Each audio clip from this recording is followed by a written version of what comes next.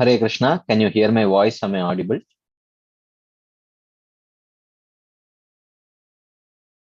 Is my voice audible?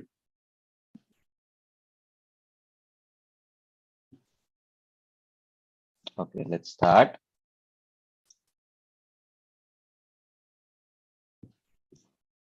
Namo Vishnupadaya Krishna Preshtaya Bhutale Srimate Bhakti Vedanta Swaminiti Namini Namaste Saraswati Deve Gauravani Pracharine Nirvishesha Shanyavadi Paschatya Deshikarine Jai Shri Krishna Chaitanya Prabhu Nityananda Shri Advaita Gadadhara Shivasadi Gaura Bhakta Vrinda Hare Krishna Krishna Krishna Hare Hare Hare Rama Rama Rama Hare Hare Hare Krishna. So thank you all very much for joining today's session. I've been discussing from the sixth chapter of Srimad Bhagavad Gita, which talks about Ashtanga Yoga. And I'll do a brief recap of what we have seen till now. So Krishna described about about Nishkama Karma Yoga in the third chapter and in the fourth chapter. Nishkama Karma Yoga for purification. And how by practice of Nishkama Karma Yoga, one develops the qualification for jnana that he says towards the end of the fourth chapter. So he says that tat swayam yoga samsiddhir kalenatmani vindati nahi jnanena sadrisham pavitram iha vidyate tat swayam yoga samsiddhir kalenatmani vindati, he says. How by practice of Nishkama Karma Yoga, gradually by purification of heart, one develops qualification for jnana. So towards the end of the fourth chapter, he talks about how the goal of practicing Nishkama Karma Yoga in its various forms is to reach that stage of jnana. And then in the fifth chapter, he talks about two ways in which one can act on the platform of jnana. One is by practicing karma sannyas, and another is by practicing grihastha sannyas. Okay, so he explains that how of the two, the practice of grihastha sannyas is better. So sannyas is internal, it is not external. So therefore one should not say that, oh, he is a grihastha, he can never attain liberation. Oh, he is a sannyasi, he can attain liberation. So the sannyasi or grihastha is not external. It's not that all grihasthas are attached. It's not that all external sannyasis are detached. Detachment is internal. One can, while staying in the grihastha life, he can actually be a detached person, right? So we do here, today, interestingly, it was our, I don't know how many of you know Radhika Vallabh Prabhu. Today was Radhika Vallabh Prabhu's father's 80th birthday. It is called as Sadabhishekam. Okay, 60th birthday is called as Shashtyabda Bhurti. So there are proper standard practices for rituals for all these kind of things.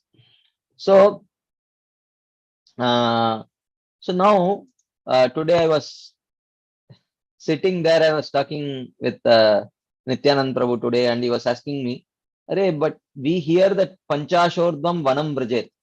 After 50, one has to go to the forest.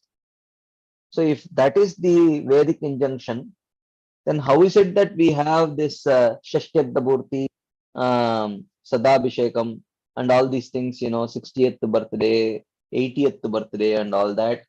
And there are proper Vedic rituals for that. So is it a standard Vedic injunction that after 50, everyone has to take up to Vanaprastha and Sannyas? So this was the point. And I was sharing with Prabhuji about the fifth chapter only, where Krishna says there is Grihastha Sannyas and there is Karma Sannyas.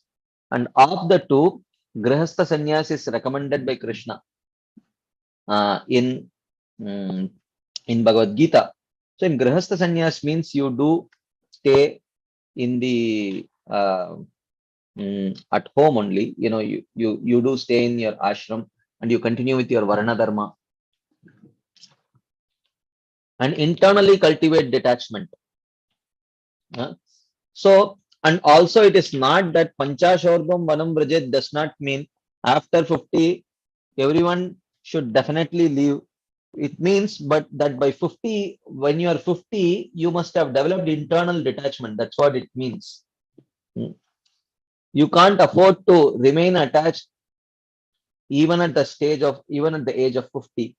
So if you have properly practiced your, practice of Sakama Karma Yoga, Nishkarma Yoga, etc., gradually, then by the age of 50, you must have developed sufficient internal detachment. That is what it means. It does not mean that without that internal detachment, you can naturally take up to Vanaprastha and Sannyas. That will be a big disturbance only. So it is not like that, right? So towards the end of the 5th chapter, yeah, Krishna says that the same liberation by practice of jnana can also be attained by practice of Ashtanga Yoga.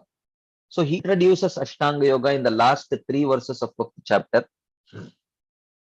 Then he starts 6th chapter, where, so in the last 3 verses, he gives a prelude to the, if you see, the towards the end of the 4th chapter, he gives a prelude to the 5th chapter, and towards the end of the 5th chapter, he gives a prelude to the 6th chapter. And then towards the end of the 6th chapter, he gives a prelude to the 7th chapter, which talks about bhakti, right? Yoginam api sarvesham madgate anantaratmana shraddhavan bhajate yomam same yukshatamo mata, like that. So here now, towards the end of the 5th chapter, he spoke about Ashtanga Yoga, that how by practice of Ashtanga Yoga also you can attain the same liberation. And of the two, Ashtanga Yoga is better. So talking about this, he says, I'll do a quick recap of what we saw in the 6th chapter till now. He says, Anashrita karma phalam karyam karma karoti yaha sa sannyasi cha yogi cha naniragnir na chakriya. So he says the real symptom of a sannyasi or a yogi is the internal detachment from the fruits of the activities. It is not externally giving up duties. He does not externally give up the Agni Karya and all those things. That one need not give up.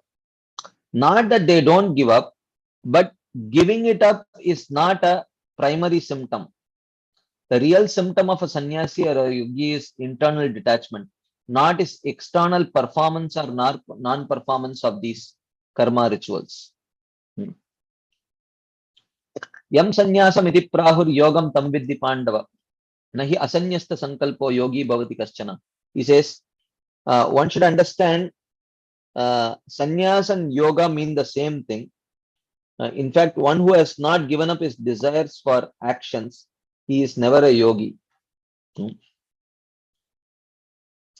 Then he says, Avirukshor muner yogam karmakarana muchyate, yoga rudasya tasyeva shamakkarana muchyate.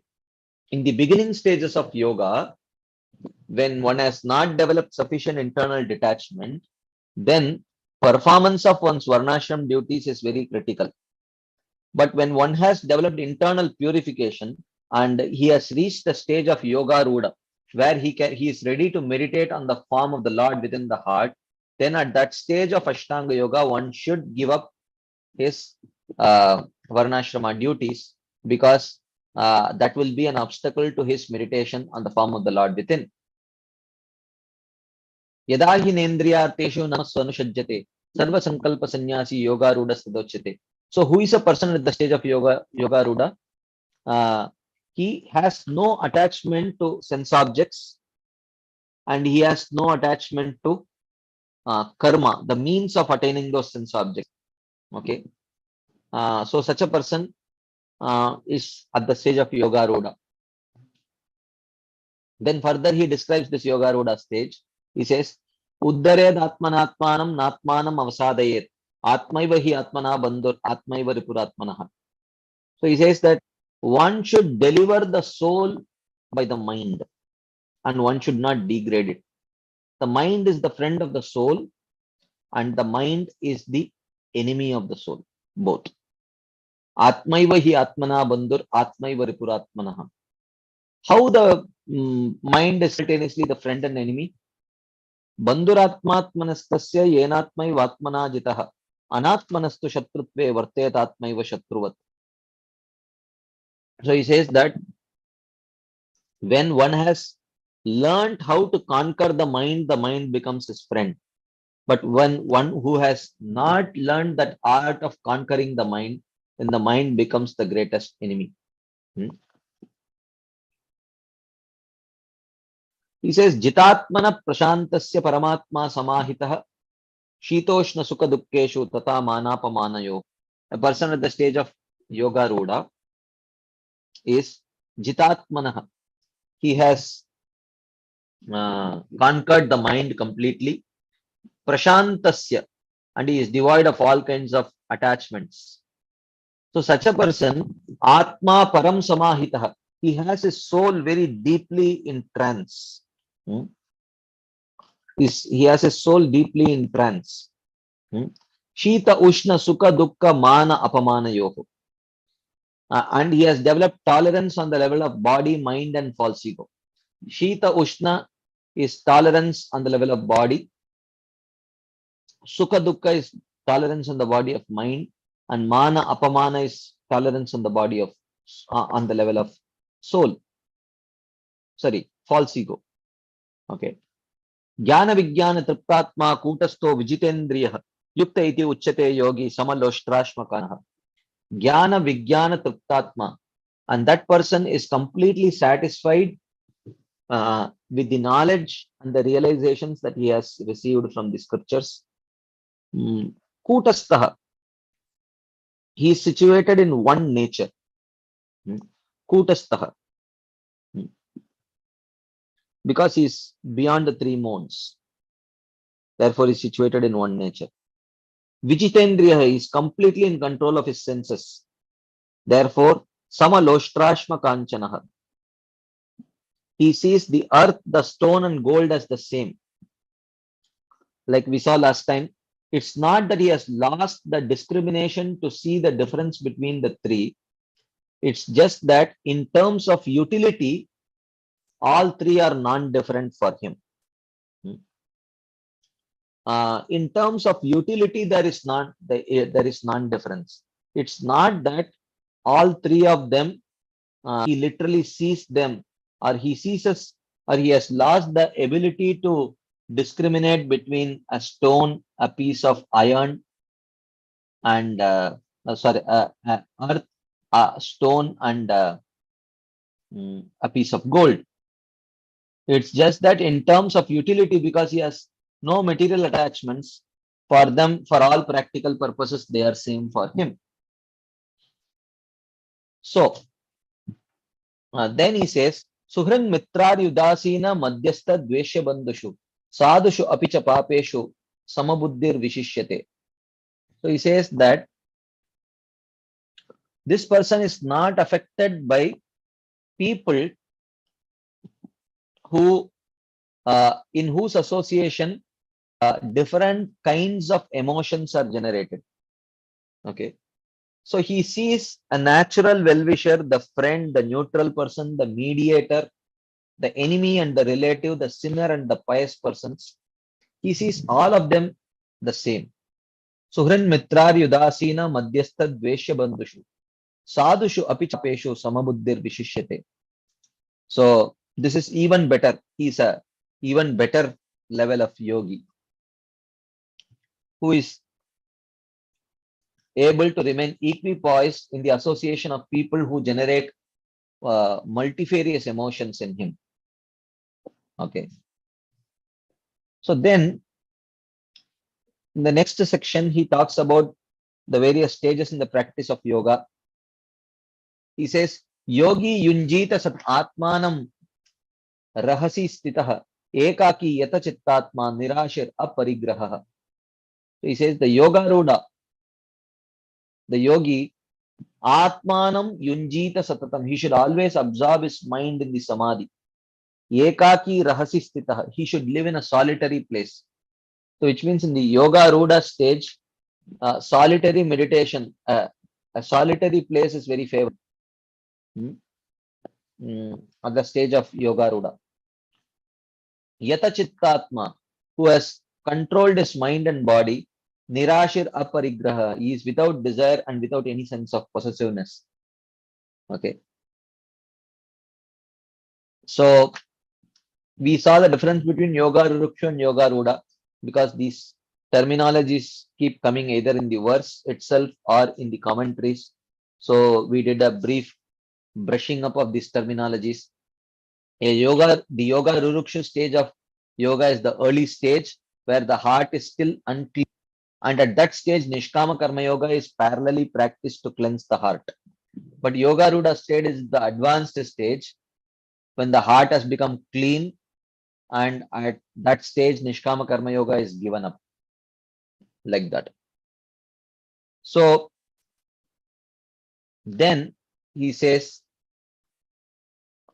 then he talks about various practices of asana, pranayama, and all those things. He says, Chuchau deshe pratishtapya stiram asanam atmanah natyuchritam nati nicham chailajina kushottaram tatraikagram manakritva yata chittendriya kriyah upavishyasane yunjad yogam atma vishuddhaye.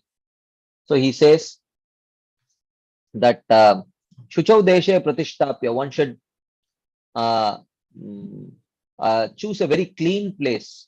And atmanam stiram asanam pratishtapya, and one should situate oneself in a solid asana, okay, not like a pillow, which when you sit, the central portion goes down and, it is not very solid. One should choose a very solid asana. Na ati uchritam, na ati nicham, neither too high nor too low. Then chaila ajina kushottaram. First, on the bottom, you should have kusha grass mat. On top of that, you should have a deer skin, and on top of that, you should have a silk cloth. Tatra upavishya asane, and sitting on that asana, ekagram manakritva, concentrating the mind on one point, yata chitta indriya kriya, and controlling the activities of the mind and the senses. Yogam yunjad, he should in yoga, atma vishuddhaye, for the purpose of purification of consciousness. So this is talking about the practice of yoga, how it is practiced. Samam kaya shirogrivam dharayan achalam sthirah sampreksha nasikagram swam dishascha anavalokayan prashantatma vigatabihi brahmachari vrate stitah manas sanyamya machitto yukta asita matparaha. So he says that samam kaya shirogrivam, one should keep body, hand and neck straight. Achalam, motionless. Sthirah, very firm. Sampreksha nasikagram swam, and one should try to gaze at the tip of the nose, because to gaze at the tip of the nose, if you have your eyes fully open, you cannot gaze at the tip of your nose. And if you have your eyes fully closed, you cannot gaze at the tip of your nose. Only when your eyes are half open, half closed, you can actually gaze at the tip of your nose. So for this practice, you should have so gazing at the tip of the nose means it is the indirect way of telling, keep your eyes half open and half closed, because if you have your eyes fully open, then you will get distracted. If you have your eyes fully closed, you will sleep.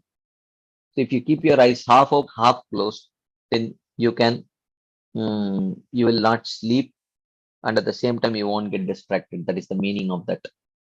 Looking at the tip of the nose. Otherwise, there is no real value to look at the tip of the nose. It just means keep your eyes half open and half closed. That's all. Right? So then he says, Dishascha anavalokayan. You should not look in any other directions. Prashantatma, your mind should be peaceful. Vigata bihi, you should be fearless. To be fearless means, in order to practice the later stages of yoga, one should not have material attachments, because if there is material attachments, then it leads to fear. Prashantatma vigata bihi brahmachari vrate sthita. One should practice celibacy. Manas sanyamya, and one should withdraw the mind from the sense objects. Machitto, and meditating on me. Yukta asita matpara. He should be absorbed in devotion to me. So, Matchitta and Matpara, two things he mentions, which indicates devotion. So here, this indicates that as with Jnana, yoga must also include bhakti in order to realize Paramatma. Right? We saw in the 5th chapter, in the practice of Jnana Yoga, it should have the element of bhakti to realize the Paramatma and eventually attain liberation. Similarly, in the practice of Ashtanga Yoga also, to attain realization of Paramatma, one should have the element of bhakti, otherwise it is not possible. That is what is indicated here as Matpara. Matpara indicates one should be absorbed in devotion to Krishna. So that is what it means. But this does not mean Shuddha Bhakti. This means just that the practice of yoga should have the element of bhakti, that's all. Then he says, Yunjan evam sadatmanam yogi niyatamanasah shantim nirvana paramam matsamstam adhigacchati. So Yunjan evam sada atmanam. In this way, constantly engaging the mind in meditation, niyatamanasa, because his consciousness is devoid of sense objects, yogi adhigacchati shantim. The yogi attains destruction of bondage. Nirvana paramam matsamstam. He attains the stage of liberation, which is and the realization of the impersonal Brahman. Mat paramam matsamstam nirvana paramam adhigacchati.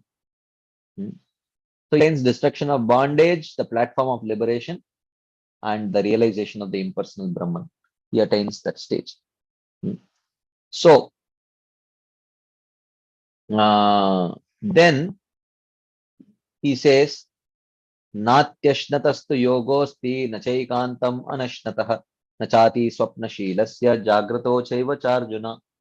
So he says that yoga is not possible for one who eats too much or one who does not eat, for one who sleeps too much and for one who does not sleep. Okay. So we saw in this context, Purayed Ashanenardam Tritiyam Udakena Vayoho Sancharanartham tu Chaturtham Avasheshayet. So he says that one should not overeat. What is proper eating then? Proper eating means half the stomach should be filled with food, 1/4 with water, and 1/4 should be left for the movement of air. So this way, if one eats regularly, properly, then he will not be troubled with diseases. Yuktahara viharasya yukta cheshtasya karmasu yukta swapnavabodhasya yogo bhavati dukkha. In this way, if one is regulated in his eating and regulated in his walking, vihara, so or recreation. So this is walking is an allowed, favorable form of recreation for the Vaishnavas. And yukta cheshtasya karma, and if one has regulated use of his organs in both material and spiritual activities, and yukta swapna avabodhasya, if he is regulated in his sleeping and regulated in his waking up, then such a practice of yoga, yogo bhavati dukkha, the yoga destroys all kinds of suffering. So regulation is very key. Otherwise, it is not sustainable. In the beginning stages, we may do this, we may do that, we may run here, we may run there. But that is not in the long run sustainable. One should try as much as possible to regulate their lives. Regulation is very critical, even in Bhakti Yoga. So there is always, but one may say, Prabhuji, but in bhakti, surrender is more important. Na? Is regulation important or surrender more important? The point is, we think both are mutually exclusive things. We think that, yeah, if I try to regulate my life, it compromises on my surrender. No, an activity can be performed in sattva-guna, an activity can be performed in rajoguna. Many times, if uh, if we are running around and doing multiple things, that means that is a sign of surrender. It may be and need not be. It may just be our uncontrolled rajoguna, right? So there is a way of, in the long run, we can be more productive only if we learn to regulate our lives. Regulation is very critical. So you can't, in the long run, it is not sustainable to neglect our bodies, not eat in a regulated way, not sleep in a regulated way. We may think that these are signs of surrender, but we may be cheating ourselves. It may just be our unregulated rajoguni or tamoguni lifestyle rather than surrender.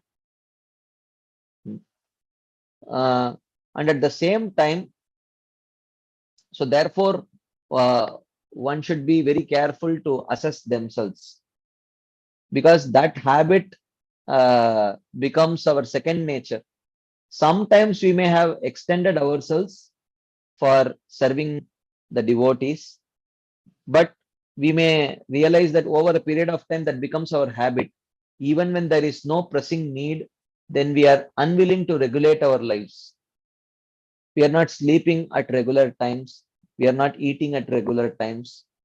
So these are things. If there is lack of regulation, then that practice of yoga will not lead to destruction of suffering. Yuktaha viharasya yukta cheshtasya karmasu yukta swapna avabodhasya yogo bhavati dukkha. Only a person who regulates his eating and recreation, one who regulates his use of organs in both material and spiritual activities, one who regulates his sleep and regulates his waking up, only his yoga will destroy all suffering. That's what here he is mentioning. So this is where we ended our discussion last Friday. So before we continue today's discussion, if there are any quick discussion points, comments, questions, anything anyone would like to share as add, you can please go ahead. Yes, Keshav Priya Mataji.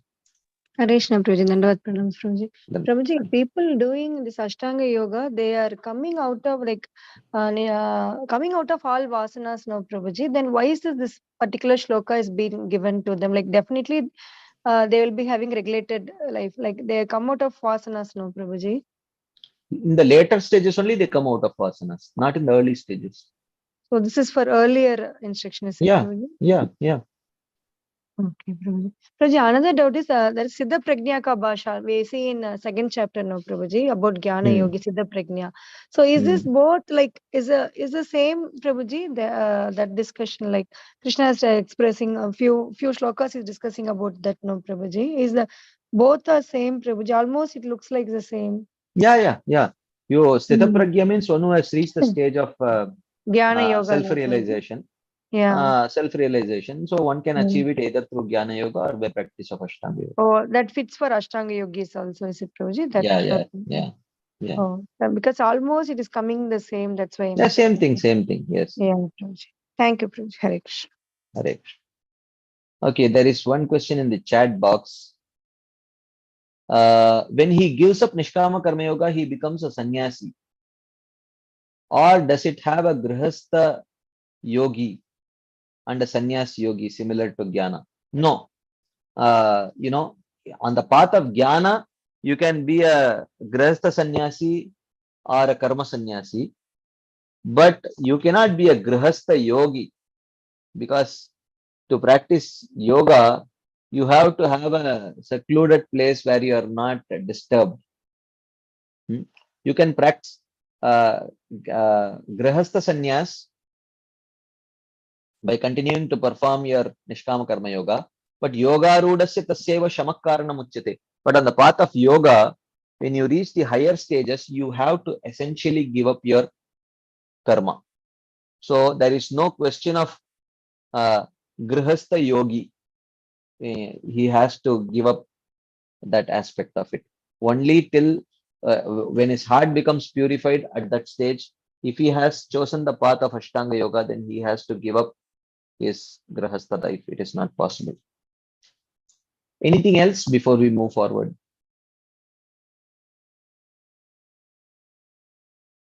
Okay, if there is none, then we will continue our discussion. So Krishna continues his discussion on his description of Ashtanga Yoga. He says, Yada viniyatam chittam atmanyevavatishtate nispruhah sarvakamebhyo yuktayityuchyate tada. Yada viniyatam chittam, when the motionless consciousness atmanyeva avatishtate fixes itself in the self alone. So when one's consciousness is fixed on the self, nisprihah sarvakamebhyo, completely free from the desires for all the objects of enjoyment, yoga uchyate tada, one is said to be perfect in yoga.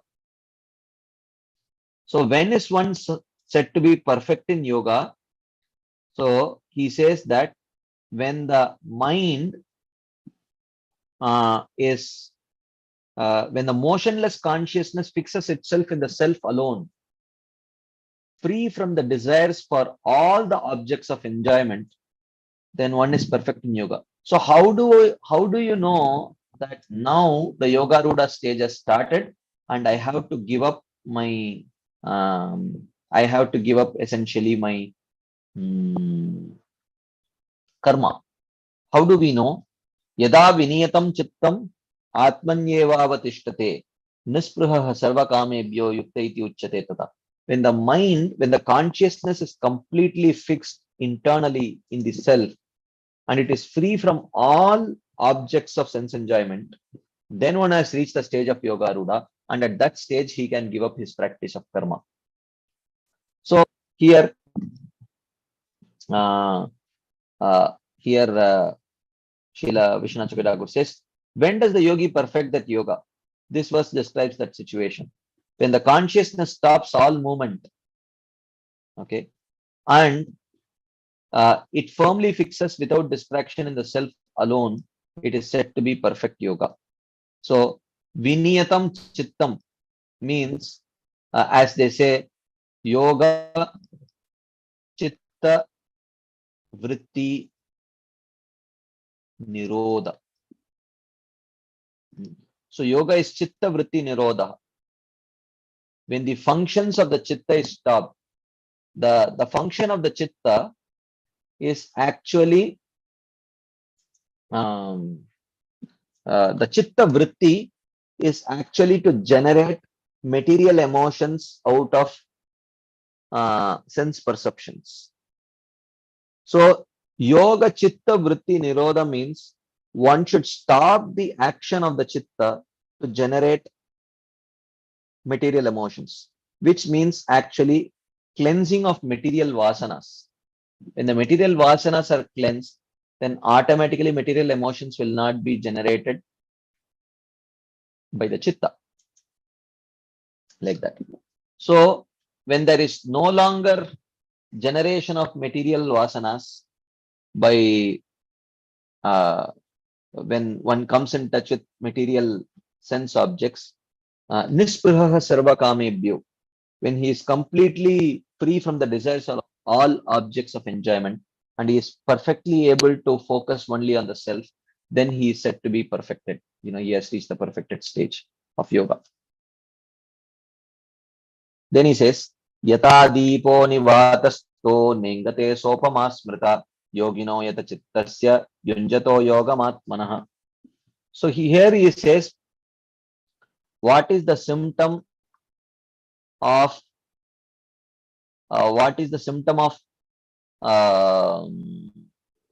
Yoga Rudha?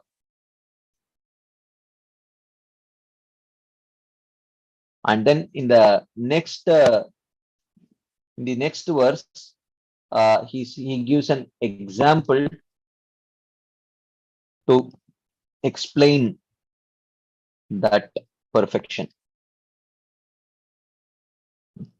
Okay, so he says, Yogino yatachittasya, the motionless consciousness of the yogi, yunjato yogamatmanaha, who is engaged in meditation on the self. So he says that the motionless consciousness of the yogi, who is engaged in meditation on the self, yata deepo sa upamasprita, is considered exactly similar to a flame, na ingate, which does not move, nivatasto, being placed in a windless place. So the wind moves the flame. Okay, the wind moves the flame. Okay, so the flame is compared to the mind, and the wind is compared to the vasanas. Okay, so therefore he says that the motionless consciousness of the yogi engaged in meditation on the self is considered exactly similar to a flame which does not move, being placed in a windless place. Just like the flame does not move in a windless place, the mind of the yogi does not move because it is free from the influence of the vasanas. Okay, that is the stage of yoga rudha. So there is an upama, there is an example that is used to explain that stage of perfection of a yogi. So his mind is like uh, a wind, a lamp in a windless place. So he says it is considered exactly similar to a lamp which does not move when in a windless place. The elision of sa with upama to form sopama is according to the rule sochi lope chet pada puranam.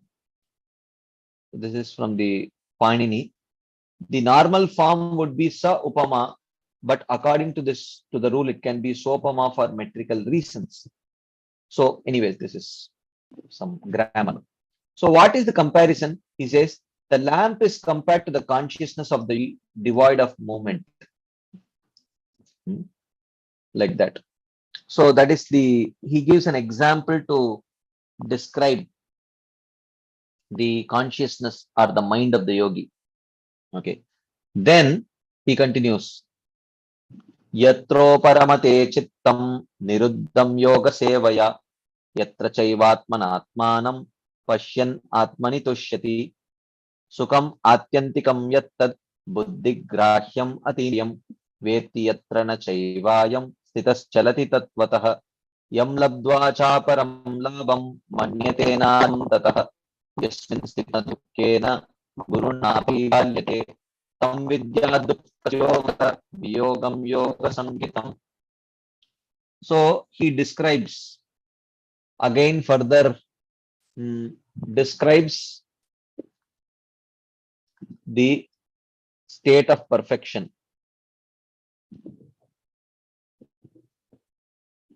So what is that state of perfection? He says, Yatra uparamate chittam, wherein the consciousness which is completely controlled, niruddham, it has become inactive. How it has become inactive? Yoga sevaya, by the practice of yoga.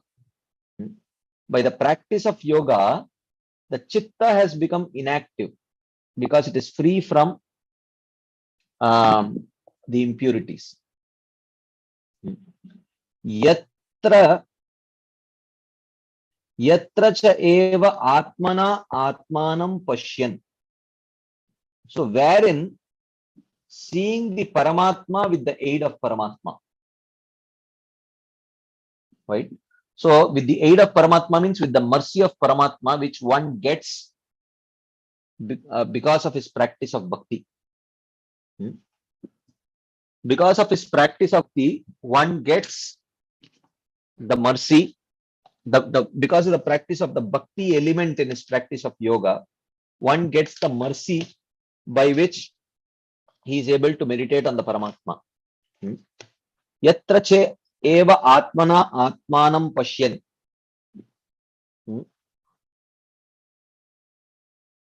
And then he says, Atmani tushyati. The yogi is completely satisfied in the self. Vetti atyantikam sukam yattad buddhi grahyam.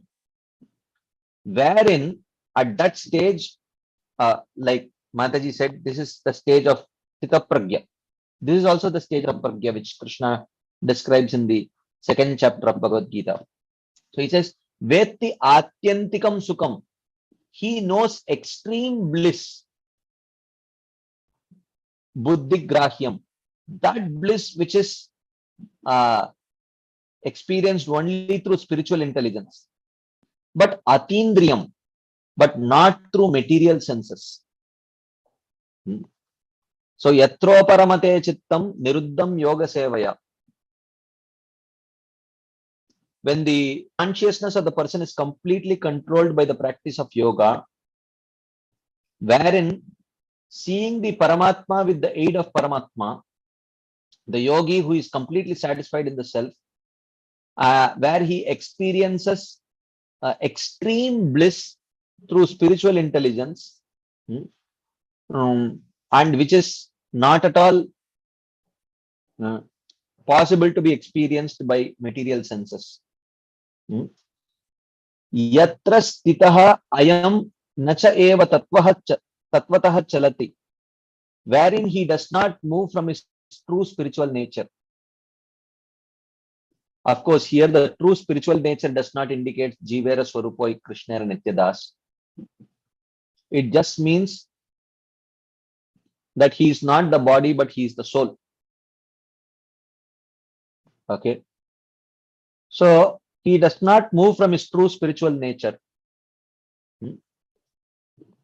And Manyate, and at that stage he considers Yam Labam Labdva, having obtained this stage of being the Brahma Bhuta stage, Aparam na adhikam tatah. He thinks that nothing more can be attained thereafter. He becomes completely self-satisfied, and he thinks that this situation is the perfect situation. Aparam nadikam tatah. And he says, Yasmin stitah, and being situated in this state, na gurunapi dukkena vichalyate. He is not disturbed by the greatest calamity.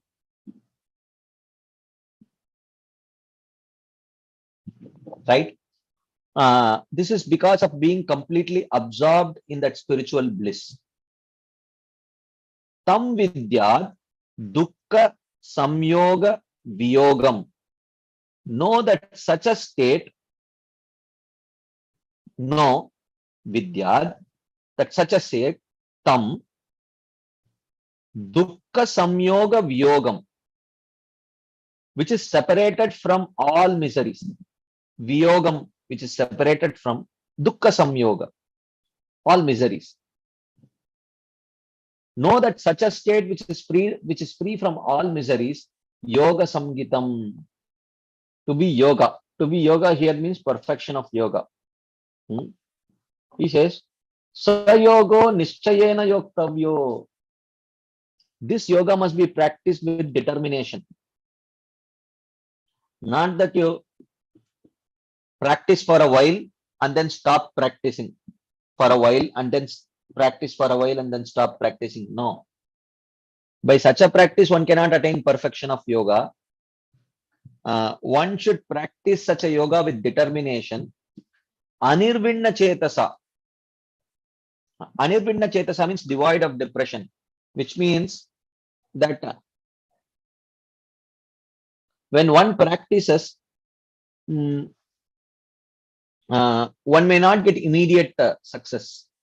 One may not get immediate success. One may slip and fall down. One may, the anarthas may trouble that person, but one should not yield to depression. One should not get trapped by depression and think that, oh, I cannot achieve perfection like that. Sayogo nischayena yoktavyo anirvinna chetasa. This yoga must be practiced with determination, devoid of depression. Anirvinna chetasa, like that. So in this way, he describes the state of perfection of a yogi. He says that yatra uparamate chittam niruddham yoga sevaya, when the consciousness has been brought completely under control by the practice of yoga, yatra cha eva atmana atmanam pashyan, wherein one sees the Paramatma with the help of the Paramatma, which means by the mercy of the Supreme Lord, which one gets due to one's practice of bhakti. And Atmani Tushyati, he is completely self-satisfied. Vetti Atyantikam Sukam Yattad Buddhigrahyam Atindriyam, and he attains a supreme form of bliss which is accessible only through spiritual intelligence, and it is not at all accessible through material senses. Atindriyam. And yatra stitaha ayam nacha eva tattvataha chalati. Being situated in this particular state, he does not move from his true spiritual nature. Yam labdva, he says that yam labam labdva manyate aparam nadikam tatah.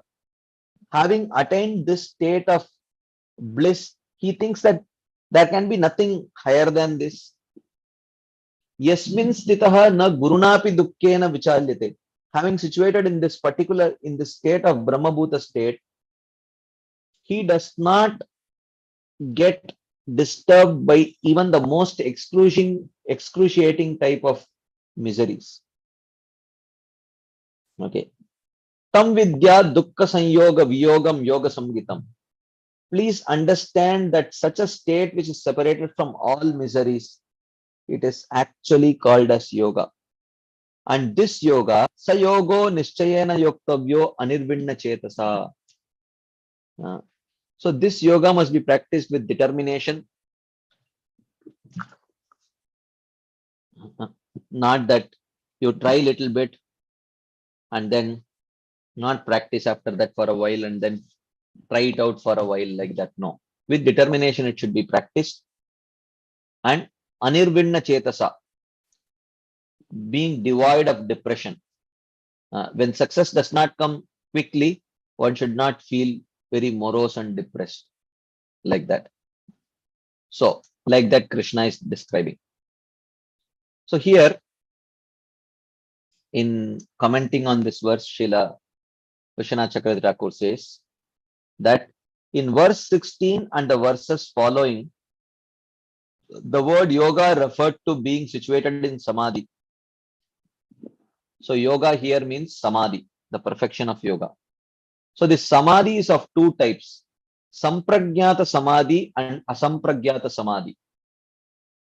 So sampragyata samadhi has many types according to differences of savichara and savitarka.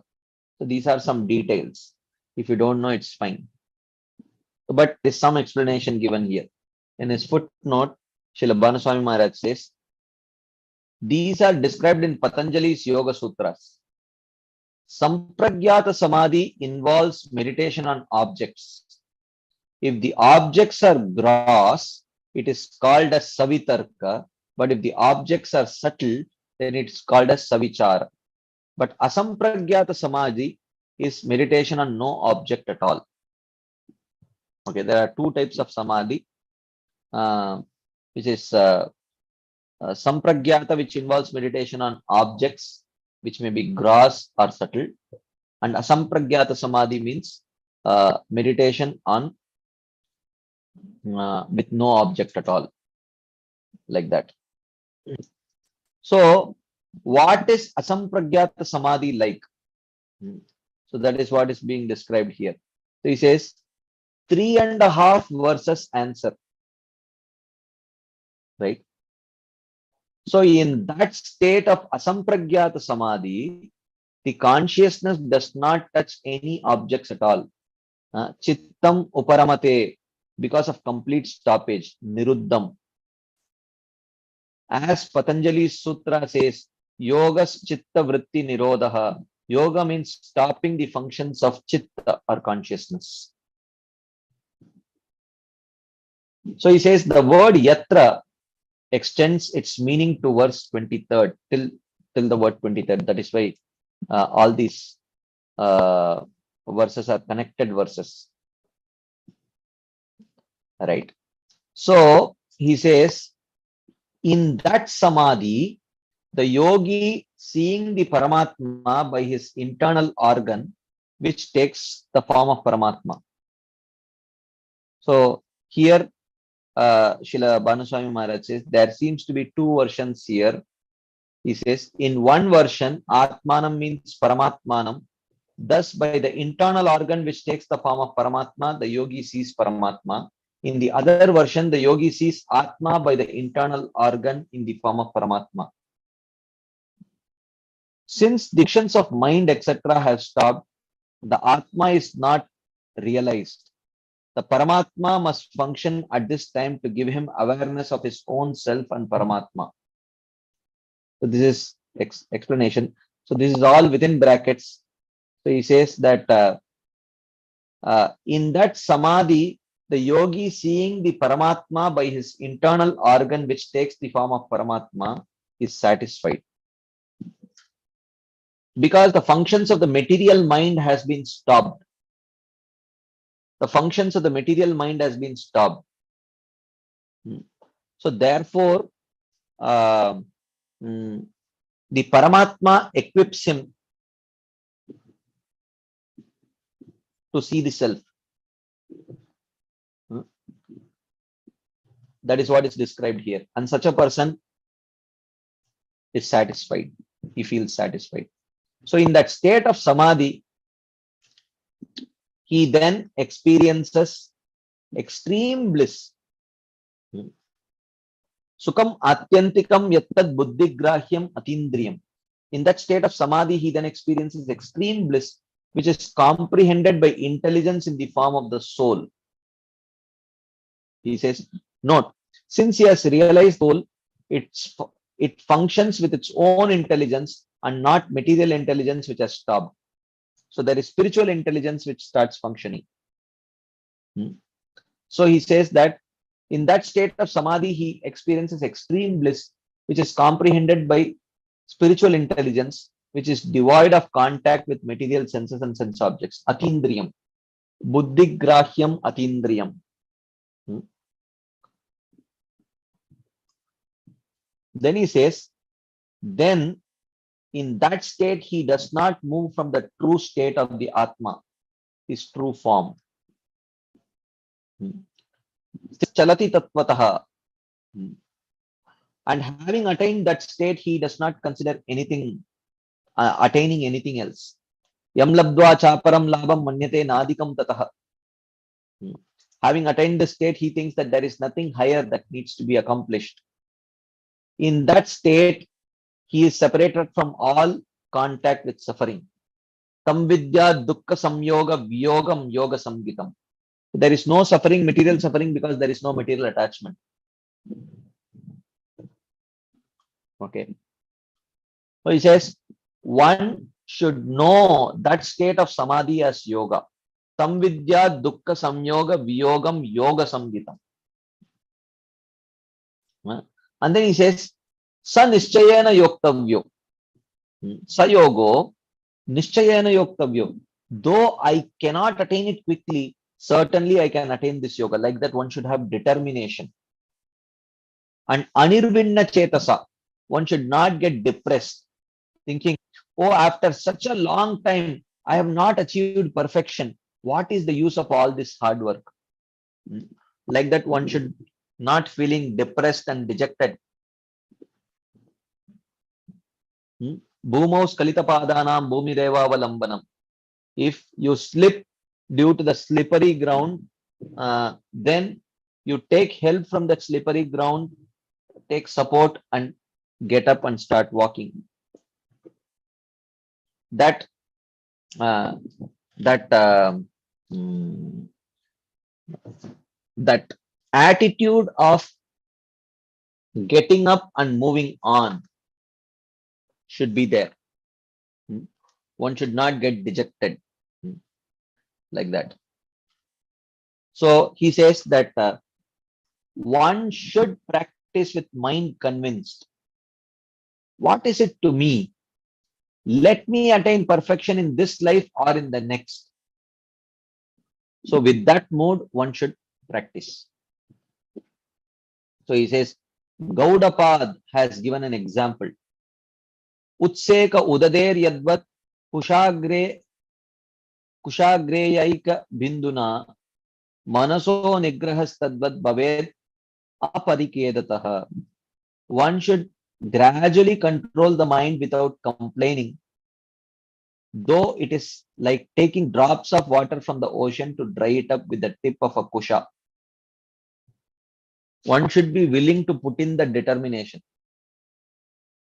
One should not think, oh, it's such a long thing, I will not do. No. Drop by drop, drop by drop, drop by drop, like that. One should be willing to put in the, hard work. That is determination. Sayogo nischayena yoktavyo anirvinna chetasa, without getting depressed. So here he gives the story. There is a story to explain this.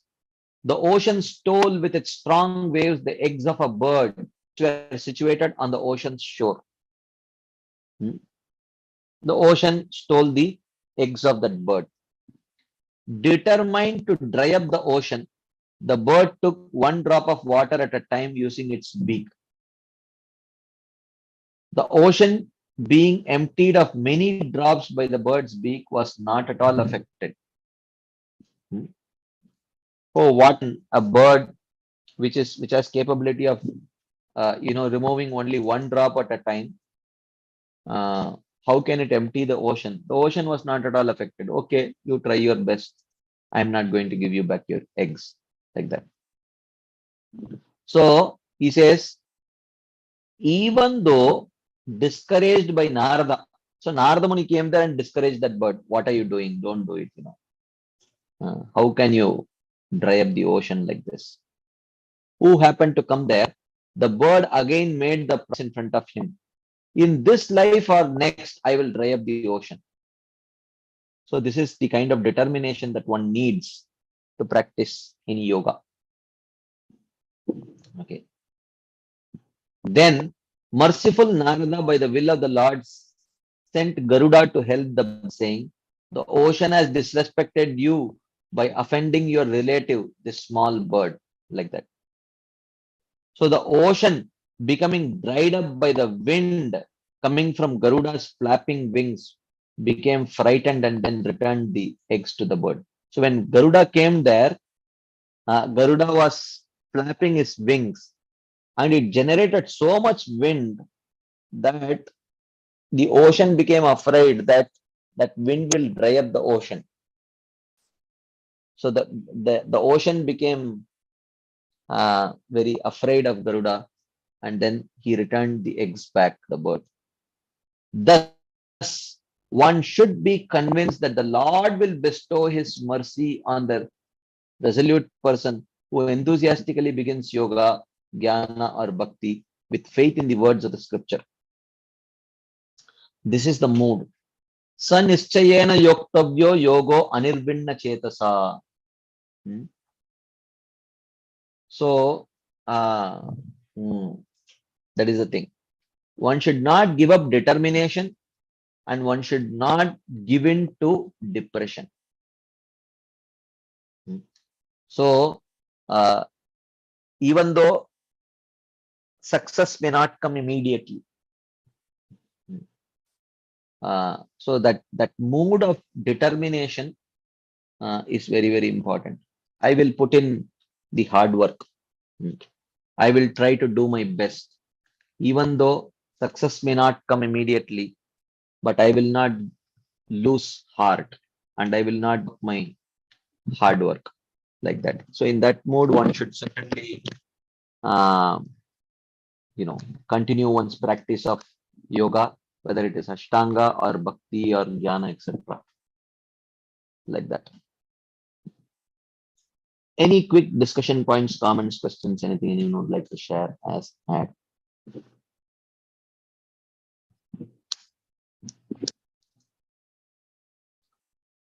Okay. Okay, Keshav Priya Mataji. Hare Krishna, Prabhuji. Very technical points. Couldn't understand much, Prabhuji, the explanation. But somewhat trying to the Sampragnya, Asavagnya, why those things are given, I couldn't understand. Paramatma, from Atma seeing Paramatma, all those explanation. Maybe again, if I hear the lecture, I can maybe It understand. means that because in the stages of samadhi or in the higher stages, because he has given up the material mind, so therefore the Paramatma helps generate spiritual mind and spiritual intelligence through which he can see the Paramatma within. So you cannot see the Paramatma using your material senses or material mind. And also the material mind and senses have been given up by the yogi at that stage of liberation. Paramatma helps generate, helps manifest the spiritual aspect of the spiritual mind and spiritual senses to perceive the Paramatma within. That's what it means. So finally, here also, the final statement is here also mercy of the Lord is only needed, no Prabhuji, in this yoga also. Yeah. After all But such hard work. The dependence on mercy is not as much as in Shuddha Bhakti Yoga. So it's not that in Jnana Yoga or Nishkama Karma Yoga or in Ashtanga Yoga, there is no element of mercy. Element of mercy is certainly there. Ultimately, it is by mercy only. But the practitioner does not feel that much dependence on mercy as much as a Bhakti Yogi feels dependent on mercy. Yeah, only he does not feel, but purely depends on mercy only. Is it not true, Prabhuji? Yeah, ultimately it is mercy only. He Because may it not is feel, but ultimately it is done by mercy only. Yeah, true. Yeah, Prabhuji, but another question comes in my mind is all these things, there's that example now, Prabhuji, even Prabhupada has given this example in Purports, that sparrow emptying the ocean. And after all such hard works, it is just to merge with Brahma Jyoti only, the maximum destination they can get, no, Prabhuji, through this yoga. That is what they want. Oh. That is what they want. Okay. They get what they want. Okay. Yeah, you are feeling sorry for them. Yes, Prabhuji. They are feeling sorry for you. Yeah. So it's just it is just ultimately just like the we are feeling sorry for the people who are drinking and so-called enjoying, and they are feeling sorry you that you are wasting your youth and all that in all these kinds of spiritual things, and when there is the whole world is there to enjoy, uh, you're wasting your youth in not enjoying, right? So yanisha sarvabhutanam tasyam jagrati sangami tasyam jagrati Those bhutani people are, sanisha. yeah, Prabhuji, but those people are in sense gratification, Prabhuji, but these people are spiritual, like they are definitely far Same better principle. than us. Same Yeah. principle. Same principle. Okay, Same Prabhuji. principle is there. It is for those who have Sukriti.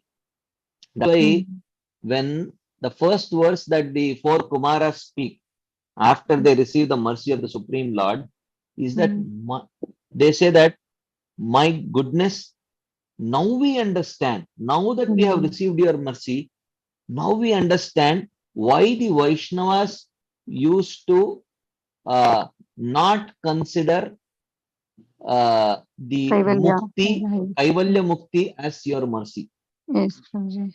like that. So, Prabhuji, it which is like, means, let me it is complete. like using, yeah, Prabhuji. Let me complete. Yes, Prabhuji. So, which means that uh, till one gets that particular level of sukriti, the ability to see the discrimination to see what is valuable and what is not valuable is not there. So it is not that. So depending on one's level of spiritual development, they develop the ability to see what is valuable and what is not valuable. So, so therefore, we may think kaivalyam narakayate, but they will not think like that because they have not developed sufficient sukriti to see how spiritual relationships and active spiritual senses can be very blissful. For them, for them, senses means material senses. Actions means material actions. Relationships means material relationships. All of which in their understanding generates yehi samsparshaja bhoga dukayona yevate. It leads to. So that much sukriti they have, but they don't have that extra sukriti that is needed to see the the the glories of spiritual relationships.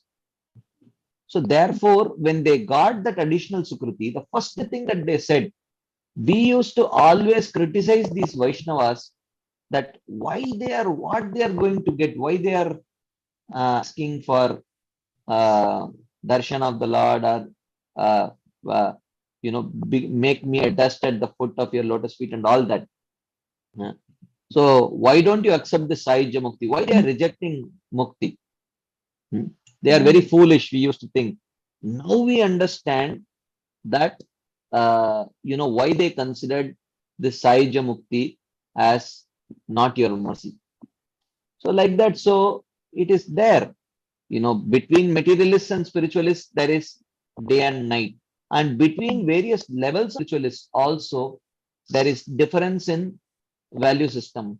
There is difference in discrimination, the ability to discriminate. Oh, this is natural. Yes, Prabhuji, like spirituality means understanding us as a soul, but they will understand that a soul does not have much, like everything is given by the Lord only, no, Prabhuji. So finally, without service means we're just enjoying Lord's opulences without serving Him. It is once again selfishness only, no, Prabhuji. Like that is why, that is why soul, as a soul, why should we serve means we are not able to create anything by our own. We are depending totally on someone else, and it is our duty to serve him back, the God who gives us. So these people, after so much of realization, they just enjoy without serving him back. Will they do any service to Lord Prabhuji? It's just neutral state, is it not, Prabhuji? There. They do minimal service. It's not that they don't recognize the role of the Supreme Lord. They do recognize. Okay. But that does not, but they don't have sufficient sukriti to want to establish a relationship with him. There is a difference between expressing gratitude and wanting to have a full-fledged relationship with someone. So they have sufficient sukriti to express that gratitude, but not not so much sukriti where they think that the highest goal of life is to establish a relationship with Krishna. That much they don't have. Prabhuji, another thing, normally we will argue, no, Prabhuji, about fall down of Jiva. That one of the thing is, like when now Jiva is covered by Vasana, when it gets pure, it will remember its relationship with the Lord eternal. I mean, if it is where earlier they had relationship, they will remember. But here, these people, they are seeing themselves as soul, but still, since they have not got proper practice of bhakti, of serving the Lord, so they don't remember any such relationship, no, Prabhuji. So this, I got something like when It is hearing not this. that this is not Mm, correct understanding. mm, It is not that if mm, anartha nivritti happens, if all the vasanas are, if the heart becomes cleansed, it's not mm, that one will uh, realize one's position. Only when the heart is cleansed through practice of bhakti, Shuddha oh, Bhakti, okay. only then that happens. Because by Mm, other practices, only anartha nivritti happens. mm. There is no artha pravritti. Yes, So Prabhuji. manifestation of one's relationship with the Supreme Lord, for that, uh, or the understanding one's relationship with the Supreme Lord, for that, along with Anartha Nivritti, there should be Artha Pravritti also. Positive impressions of bhakti. Yeah, favorable. Yeah. Yes, So Prabhuji. only then it is possible. Otherwise, then otherwise Anartha Nivritti is possible through Nishkama Karma Yoga also. Then Mm. then at the stage of Jnana, everyone should realize their relationship with Krishna. But that does not happen. Yes, Prabhuji. Thank you, Prabhuji. Hare Krishna. Hare Krishna. Okay, there are some questions in the chat box here. What is the stage of perfection in Vaidhi Sadhana Bhakti? Uh, well, this is a interesting question.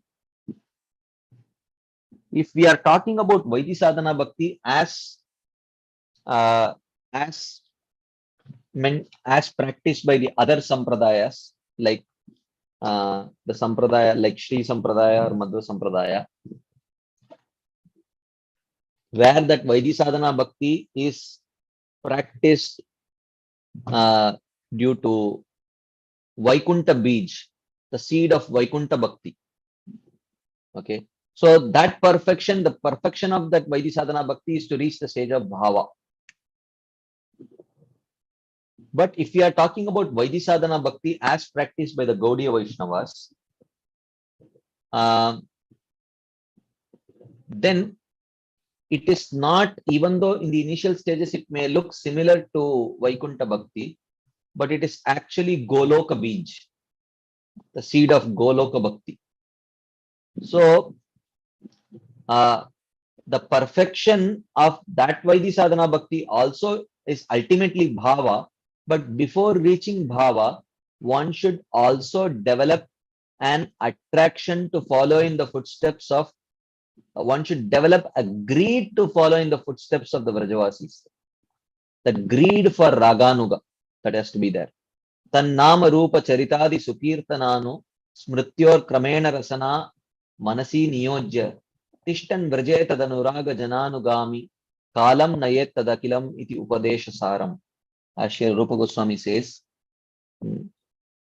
after one reaches the higher stages of Vaidhi Sadhana Bhakti, one should certainly develop an attraction to follow footsteps of the Vrajavasis, a greed to follow in the footsteps of Vrajavasis, greed to mold one's own practice of Bhakti according to the footsteps of the Vrajavasis.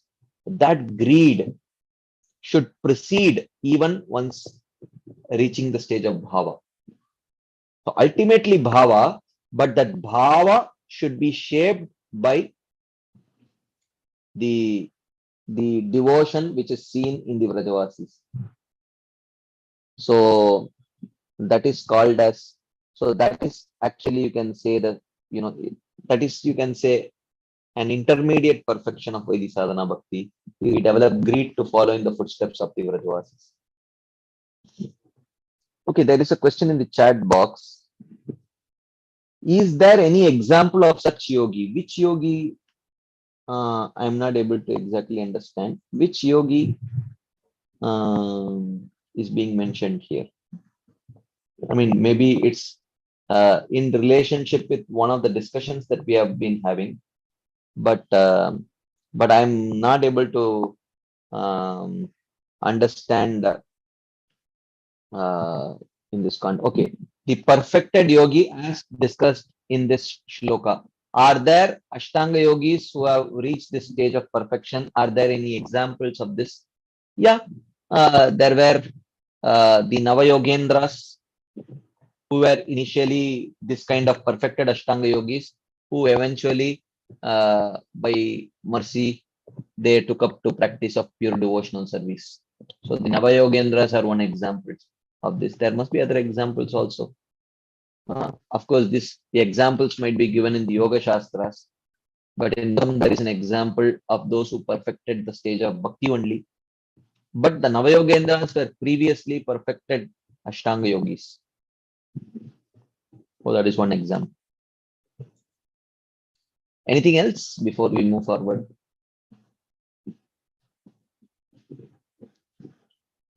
Okay, if there is none, we'll continue our discussion. Shyam Mukund Prabhu. Hare Krishna Prabhuji, Dandavat Pranam. Prabhuji, thank you as you explained about the Vaidhi Sadhana Bhakti perfection stage. So Prabhuji, the question comes that one has greed and everything is there. So after Bhava stage, so one should take another guru in Vrajva, in Vrindavan Dham, or one should get initiated again if he has No. some Sakha Bhav or Madhurya Bhav. No. Those things and all, one should not change one's guru. The holy name itself will reveal. The holy name itself will reveal one's eternal position, and one's guru will confirm it. So Yes, yes. why should one take reinitiation? Because we see the guru will also reveal himself to us according to our qualification.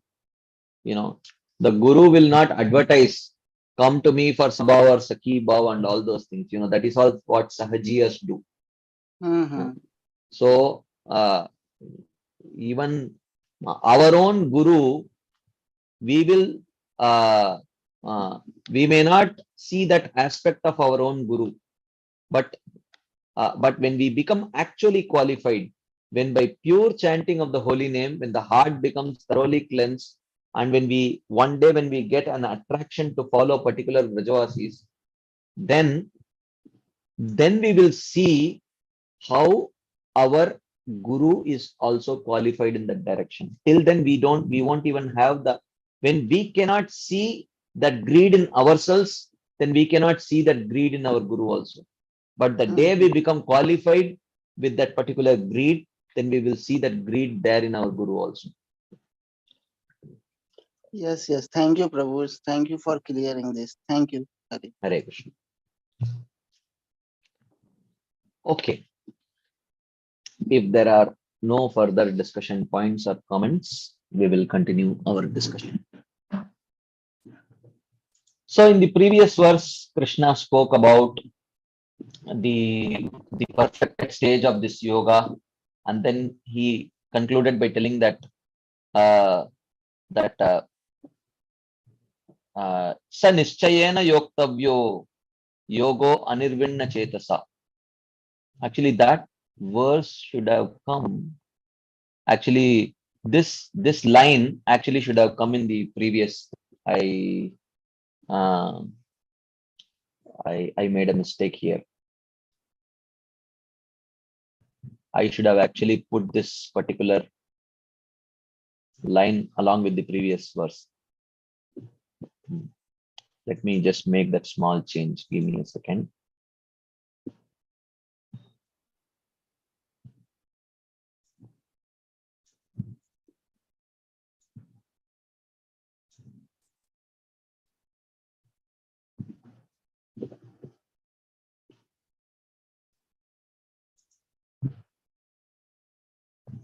Okay, this will be a little difficult. Let me see.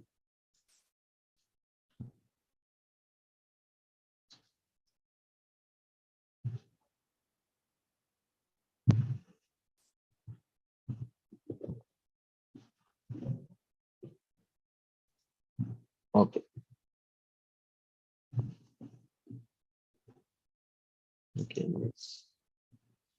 Okay. Because this line we have already seen. Sanischayana yoktavyo yogo anirvinna chetasa. Like that. So then he continues. संकल्प प्रभवान् कामांस् त्यक्त्वा सर्वान् शेषतः मनसैवेन्द्रियग्रामं विनियम्य समन्ततः शनैर्शनैरुपरमेत् बुद्ध्या धृतगृहीतया आत्मसंस्थं मनः कृत्वा न किंचित् अपि चिन्तयेत्. So he says, Tyaktva asheshatah, giving up completely sarvan sankalpa prabhavan kamans, all sense objects as well as impressions arising from desire. Kama, desire. Sankalpa prabhavan kaman, desires which are arising out of material impressions. Sarvan, all of that. Sheshatah tyaktva, giving up completely all sense objects as well as impressions arising from desire. Indriya gramam viniyamya samantatah, and controlling all the senses completely. Manasa eva, by the mind. Buddhya dhriti grihitaya, and by concentrated intelligence.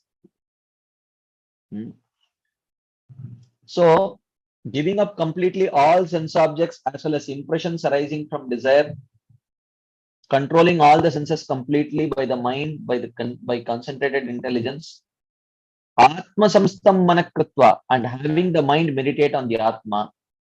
Shanair uparamed, gradually one should remain in samadhi. Na kinchid api chintayet, one should then not think of thing at all except Atma. Like that.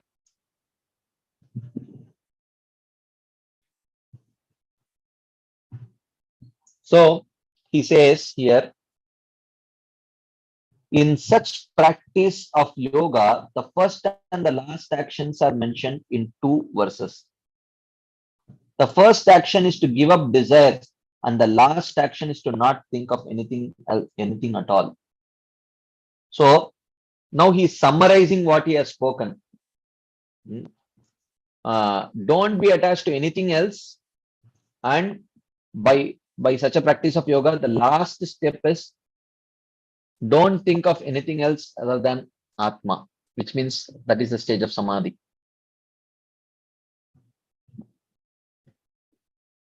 So, like that.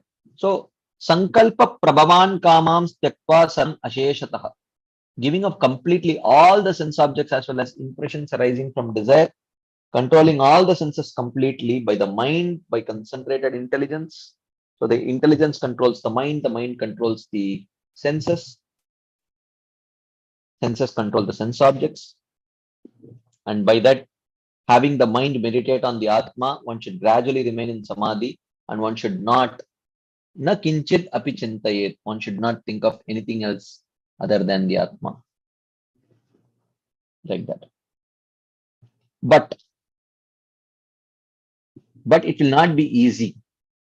Yato nischalati manaschanchalamasstiram tatastato niyamyetad atmanyeva vasham nayet.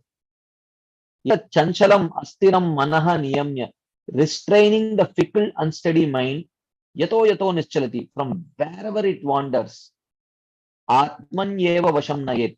The yogi should keep it under control, makes it obedient to the self. Whenever the mind wanders, he pulls it back and fixes it on the self. Like that.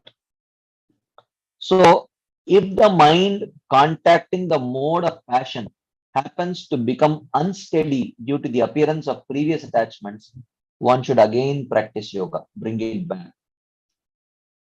So, having described the states of Yoga Rudha, the highest stages, now he is telling, but if you are not at that stage, if while trying to meditate, if your mind is going somewhere else, bring it back. Again, if it is going somewhere else, bring it back. Like that, he's telling. So,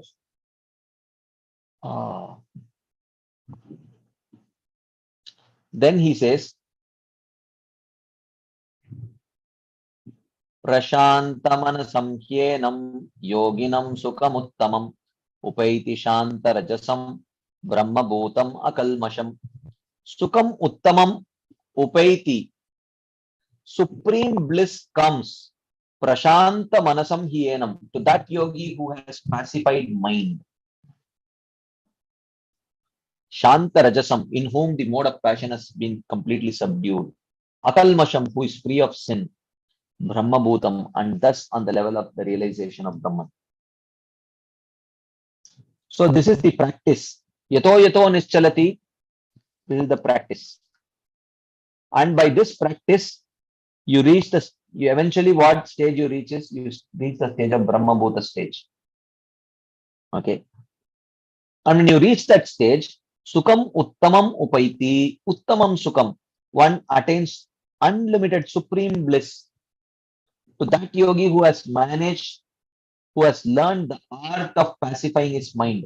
Yato yato nischalati manas chanchalamasstiram tatastato niyamyetad atmanyeva vasham nayet. Whenever the mind runs away, pull it back, fix it. Whenever the mind runs away, pull it back and fix it. In this way, if he has subdued the passion and pacified his mind, then he reaches the stage of Brahma Bhuta stage. So this gives the result of that practice. The result of this practice is that one becomes a Brahma Bhuta. Brahma Bhuta Prasannatmana Shochati Nakamshati. So then, as previously, the yogi again will enjoy the happiness of Samadhi. Sukam is the subject of the sentence. So the bliss of Samadhi. Sukam Atyantikam or Sukam Uttamam, Yoginam Sukam Uttamam, like that. Any quick discussion points, comments, question, thing you would like to share? Ask now.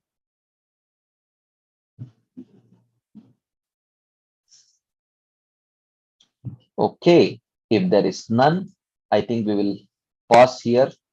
It's already 9:30. We will continue this discussion next Friday. So thank you all very much for your patient listening and your enthusiastic participation. Srila Prabhupada ki jai, Srila Vishwanath Chakravarti Thakur Pad ki jai, Srimad Bhagavad Gita ki jai. Hare Krishna. Thank you very much.